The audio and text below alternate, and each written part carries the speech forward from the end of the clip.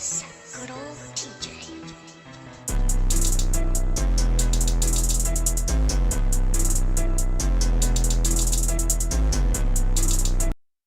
Konnichiwa, Yosuwa Asian guys. Back with another reaction video. And today, you guys, we are back on Mr. Nightmare's channel. This is his newest video. He uploaded probably like a few days ago, maybe now it's a week ago. It is called, I just didn't get around to react to it yet, 3 True Ding Dong Ditch Horror Stories. So, we all know what Ding Dong Ditching is, right? Like, we all done this as kids before. You go around in your neighborhood or cousin's neighborhood, your friend's neighborhood, wherever's neighborhood you're in. You ring a doorbell, you knock on a doorbell. It's no doorbell. You ring the door or you knock on their door, and you're supposed to run away before the person even like opens up the door or whatever. And then that's supposed to be like the quote unquote joke or the prank or whatever the case may be. But yeah, so being horror stories of it, that's kind of interesting. I'm kind of like curious on this because like, how can this turn into, unless it's like you're I'm pretty sure 9 times out of 10 these stories are gonna be happening at night. So I'm pretty sure people are doing this stuff at night and everything like that. And I think that's, I mean, you could do ding dong ditching during the day, but really, I guess they're gonna do it at night. I don't know. Yeah, but anyway, guys, let's just hop right into it. So play. You guys doing good? You guys been alright throughout all this, man? No, it's been crazy, man. Everybody been cooped in the house and everything. Let me know in the comments down below what you've been doing for your free time. You haven't making videos. One questionable activity playing on Twitch. would partake in when we were young was ding dong ditch, where you run up to someone's door, knock or ring the bell, then run away or hide. Yeah, see? We do it from time to time when we were feeling mischievous or bored. At the time, someone moved across the street from my friend Stefan, who lived a block down from me. He kept telling us how sketchy it seemed. No one would ever see them leave their house, the blinds were always closed at every window, and there were never any lights on. Yet there was always a red Toyota pickup truck in the driveway all hours of the day. What? No one really seemed to know who was living there or what that they looked is like. Weird. So you know what's we thought funny? it would be a good idea to target it while we were out ding dong ditching.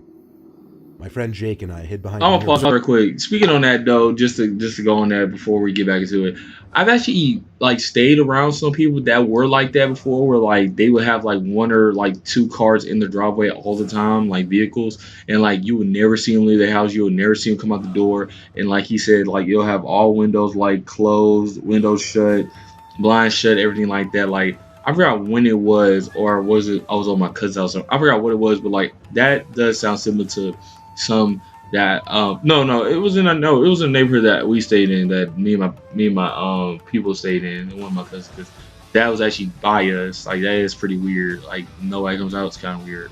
All right, in the car while Stefan ran up to the door. We could tell he rang the bell like 5 times, and we chuckled because of it. He finally ran for cover in a bush separating that property from the neighboring property. We waited for the door to open, but alas, it never did. So Stefan ran back to the door and rang it a bunch more times, probably closer to like 10 rings this time. 10 rings? As he ran for his same hiding That's spot. 15 total rings. The curtains to one of the front windows move a little bit. I didn't see anyone's face, but that confirmed someone was inside the house. The door never opened, but Jake and I were afraid to yell over to him not to do it again. Stefan never looked over at us, so he never even gave us a chance to wave at him to stop there. He waited half a minute before going back to the door. But I swear, before he could even ring the bell, the door pulled open, and all Jake and I saw was someone's arm reach out from the house to grab Stefan. He screamed a high-pitched scream like a oh no. Jake and I looked at each other with horrified looks on our faces. Stefan managed to break free from the grip, and continued screaming as he ran past us across the street to his house. The front door to the house slammed shut. No one came out chasing after us. We followed Stefan to his house, and as soon as we got inside, I told him that was a horrible idea. Now that person would know they were neighbors. But he said he didn't care. He told his parents about it, who at first were mad at us, but sounded a bit concerned after some explaining about the aggressive way the man inside the house tried pulling him in. Still, neither of his parents wanted to go knock on the door, considering we were ding-dong ditching after all. Jake went home. I stayed over Stefan's house to sleep over. His parents always complained about us being too loud after they went to sleep, so we hung out in his backyard. We were playing Pokemon on our DSs for a while and talked more about what happened across the street. On my He said DS, he didn't see much of the man's face, and he was pretty well hidden behind the door, but he could tell it was a man by his veiny hands and strength. The man grabbed him by the collar of his shirt, so Stefan was able to free himself from the man's grip pretty easily. At some point while in the yard, I remember hearing a thump kind of noise, but I didn't even feel like it was worth bringing up to Stefan. I just made a mental note. Hey, those sound maybe effects, he did bro. too, who knows? Eventually it got too chilly to sit outside anymore, and we were getting a little tired, so we went back inside. We noticed it was a lot chillier on the first floor than it had been before we went outside. Stefan realized why fairly quickly. The sliding dining room window was open all the way, and a breeze of cold air was pouring in. But his parents definitely didn't open that. Something wasn't right. Why's in there with y'all, man? There was the sound of a footstep or something falling on the carpeted floor above us in Stefan's room. It set him off screaming for his parents. The house has a very open layout, so of course they heard him and came rushing out of their room, confused and worried as hell. We pointed at the open window, then said someone's in his room upstairs.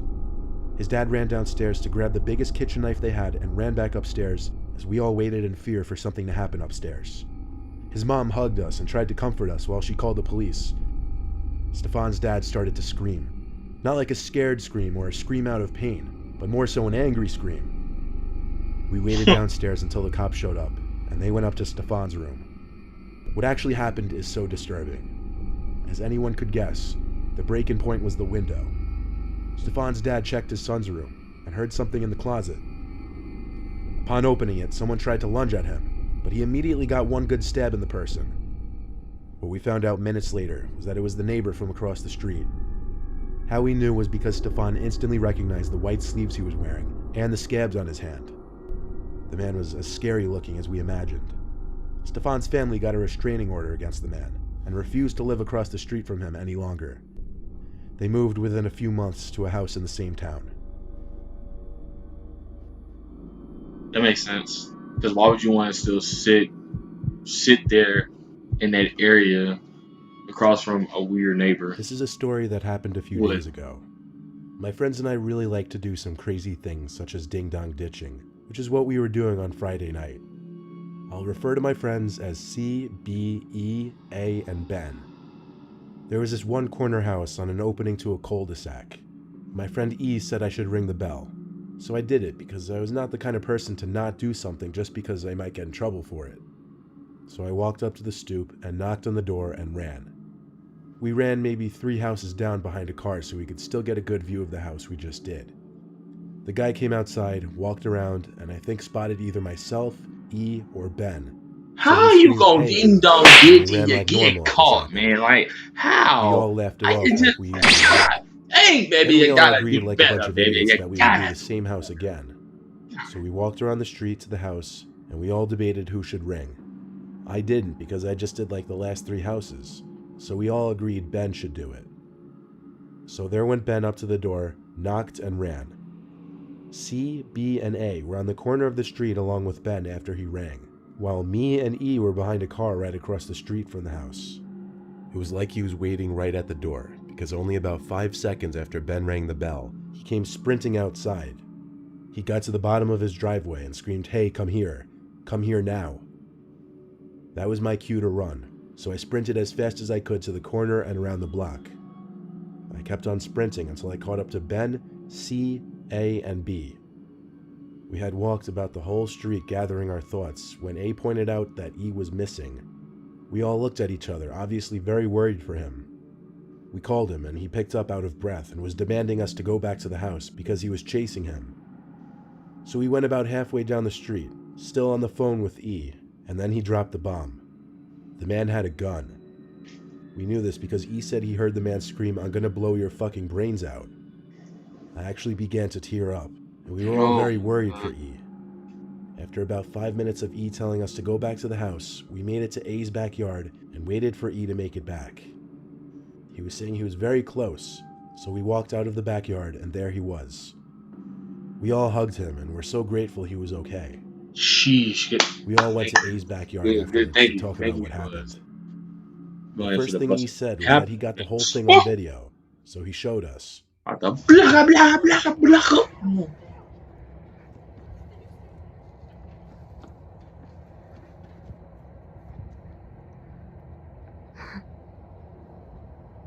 Hey, come here now! Come here now! Come here! They recorded a video?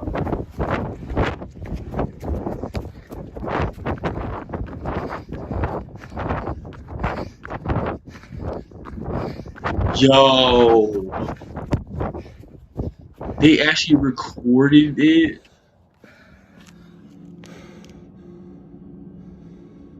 That's a first. So what happened that I was completely unaware of was that when I ran away from behind the car, the man started chasing me. Then E apparently got up and ran the opposite way, kind of putting the man in a pickle as to who he wanted to go after. He chose E, and he ran from him almost all the way down the street before hiding under a car until he felt it was safe to run back.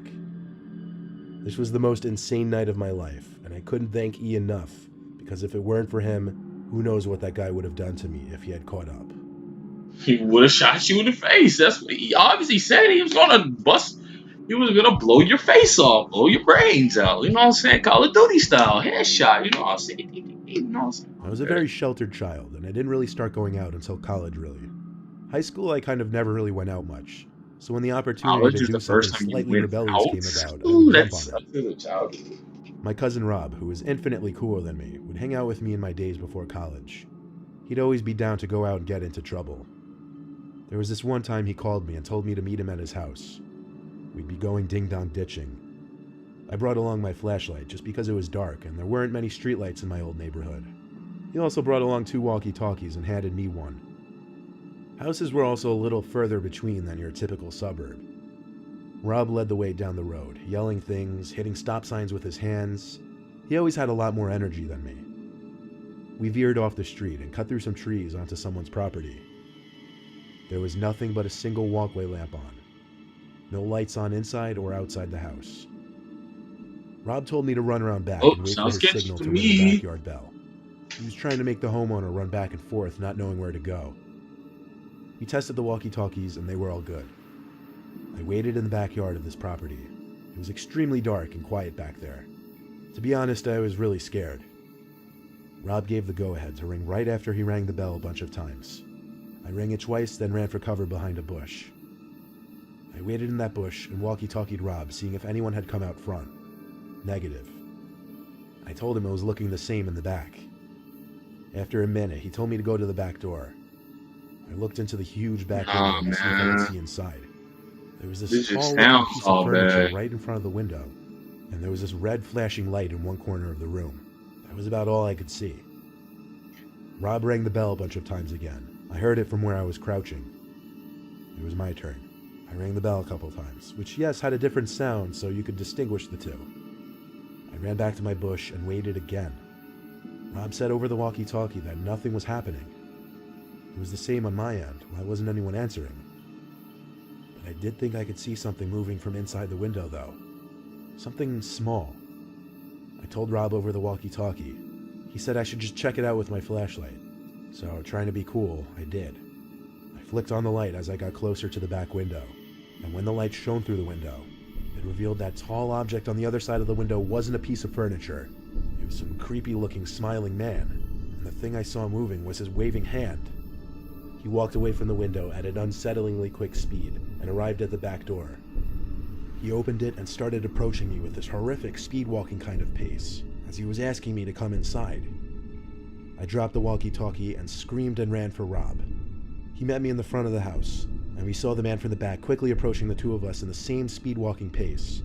What made it even worse was he didn't say anything else.